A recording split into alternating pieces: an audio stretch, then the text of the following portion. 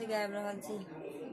सूर्य भेल अस्त परिये गेल साँझ, कोने बन गेली सिया लक्ष्मण राम।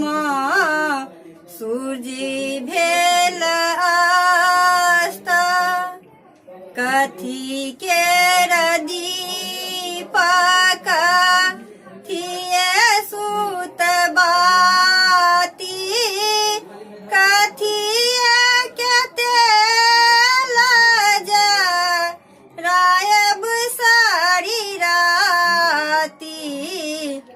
सूर्य भेल अस्त सोना केर दीपक ते सुत बाती, सरिसा के तेल जरायब सारी राती।